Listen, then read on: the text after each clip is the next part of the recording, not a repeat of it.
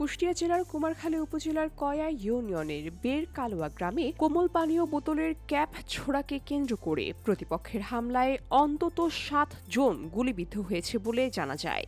বসুন্ধরা, উত্তরা, বনশ্রী, কুড়িল ও বাড্ডা সহ রাজধানীর বিভিন্ন স্থানে অভিজাত ও অত্যাধুনিক মানের ফ্ল্যাট কেনার এক নির্ভরযোগ্য প্রতিষ্ঠান প্লেজেন্ট প্রপার্টিজ লিমিটেড। রোববার বিকেল 5:30টার দিকে কয়া ইউনিয়নের বের কালোয়া গ্রামের জামে মসজিদ এলাকায় এ ঘটনাটি ঘটে। আহতরা হলেন রাব্বি, জনি, শাহরুখ, উবাইদুল, জাহাঙ্গীর, শফি ও আলম। তারা সবাই একই গ্রামের বাসিন্দা।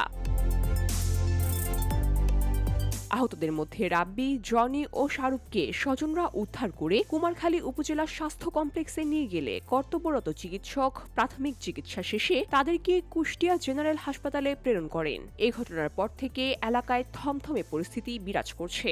কুমারখালী থানার ওসি জামাল উদ্দিন জানান, তুচ্ছ ঘটনাকে কেন্দ্র করে ও পূর্ব শত্রুতার জেরে এ হামলার ঘটনা ঘটানো হয়েছে বলে প্রাথমিকভাবে জানা গেছে। পরিস্থিতি নিয়ন্ত্রণে এলাকায় অতিরিক্ত পুলিশ মোতায়েন করা হয়েছে। এ বিষয়ে লিখিত অভিযোগ পেলে আইনগত ব্যবস্থা নেওয়া হবে।